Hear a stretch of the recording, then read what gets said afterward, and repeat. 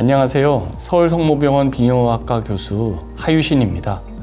전립선암은 전 세계적으로 가장 흔한 남성암 중 하나입니다.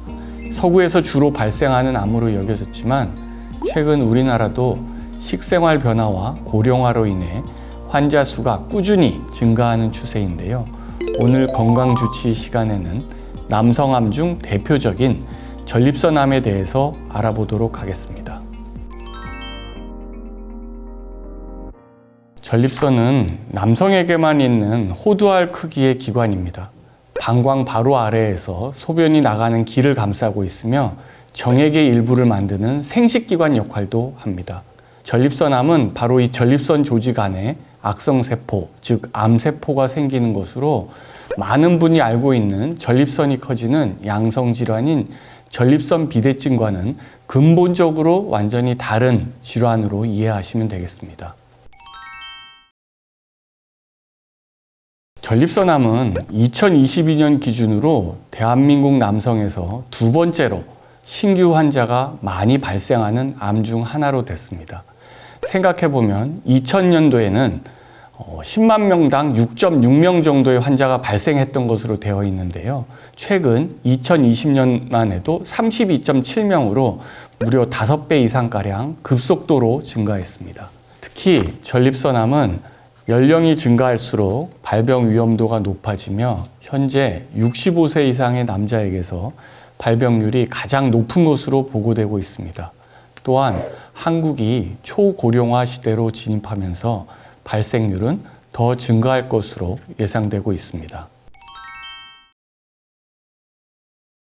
전립선암의 가장 중요한 특징 중 하나는 초기, 중기 단계에서는 대부분 특별한 증상이 없다는 점입니다.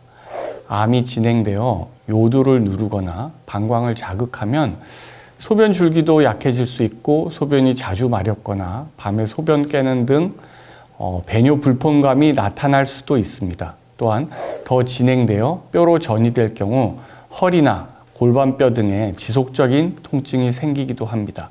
실제 전립선암이 진단되는 분들은 이러한 특이 증상을 느껴서 병원을 찾았다기보다는 건강검진이나 또는 소변을 보는 증상이 힘들어서 전립선 비대증을 검사하러 왔다가 혈액검사로 처음 진단되는 분들이 굉장히 많습니다. 전립선암 검사의 처음 시작은 아마 매우 간단하면서도 비용 부담되지 않는 혈액검사 방법이 있습니다. 혈액검사는 조기 진단에, 전립선암 조기 진단에 현재 가장 크게 기여하게 되었는데요. 다만 이 검사는 민감도는 높지만 특이도는 상대적으로 낮습니다. 이걸 조금 더 쉽게 말씀드린다면 실제 환자들이 혈액검사인 PSA를 통해 이상이 있다 또는 높다라는 결과를 듣고 찾아오시지만 막상 그보다 더 자세한 검사를 하게 되면 전립선암이 아닌 경우도 많이 있습니다. 실제로 저는 이상소견으로 오시는 많은 환자분들께 PSA라고 하는 혈액검사가 이상하고 높으니까 실제 전립선암이 있는지 여부를 그 다음 단계의 검사를 통해 확인해 보실 필요가 있습니다 라고 설명드립니다. 전립선암 치료는 암의 병기, 전립선암의 악성도, 그리고 환자의 나이와 건강 상태, 전신 상태 등을 종합적으로 고려해서 치료 방법을 결정해야 합니다. 주요 방법으로는 초기 저위험도 전립선암의 경우 진행을 지켜보는 능동감시법이 있고요. 그 이상의 암일 경우에는 암을 근본적으로 제거하는 수술과 방사선 치료 등이 있습니다. 이 외에도 남성 호르몬을 조절하는 호르몬 치료 또는 항암 화학요법 등이 있고 이러한 다양한 치료법이 환자의 상태와 병기에 따라 다양한 환자 상태에 따라 맞게 적용돼야 됩니다. 전립선암 진단되신 분들에게 대표적 치료법 중 하나인 전립선 절제술은 전립선암의 근치족 치료를 위해 암 조직을 포함한 전립선 전체를 완전히 제거하는 수술입니다. 또한 암의 진행 정도에 따라서는 전립선뿐만 아니라 전이 여부를 확인하거나 치료 목적으로 골반 내 주변 림프절을 같이 제거하기도 합니다. 결국 전립선암 수술의 궁극적인 목표는 암 조직을 남기지 않고 모두 깨끗이 제거하는 것입니다. 전립선암 수술의 최우선 목표는 암을 완전히 남김없이 잘 제거하는 것입니다. 이것이 완치를 위한 가장 중요한 부분입니다.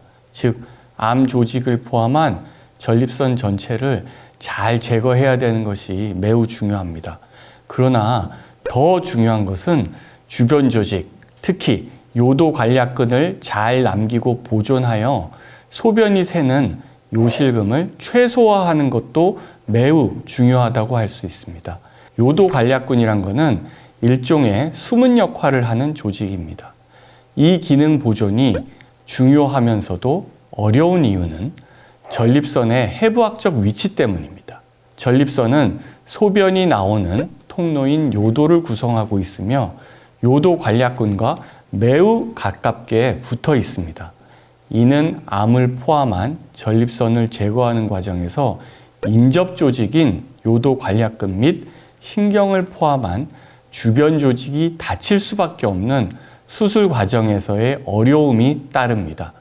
그렇기 때문에 전립선을 완전히 깨끗이 적출하면서도 요실금을 최소화하기 위해 요도 관략근 조직의 손상을 최소화하는 것이 정말로 핵심적인 수술의 중요한 단계라고 생각합니다. 저는 수술 시 매우 세심하고 정교한 술기를 통해 요도 관략근의 기능을 최대한 보존, 전립선암 수술 이후 요실금 발생을 줄이고자 최선을 다하고 있습니다. 로봇 수술은 환자 입장에서는 기존 개복 수술에 비해 출혈과 수술 후 통증이 적고 회복이 빠르다는 장점이 있습니다. 그러나 더 중요한 장점은 집도의의 측면인데요. 로봇 수술 장비를 통해서 선명하고 확대된 3차원 시야를 제공하여 더 정교하고 세심한 수술을 시행할 수 있게 됩니다. 이를 통해 신경이나 요도 관략근 등 미세 구조물을 더 잘 보존할 수 있어 수술 후 요실금의 획기적인 감소를 올 수 있게 하였습니다. 전립선암 치료 과정에서는 방사선이나 수술 모두 어느 정도의 부작용이 따를 수 있습니다. 다만 과거에 비해서 이러한 술 후, 치료 후 부작용과 합병증이 매우 줄어들었습니다.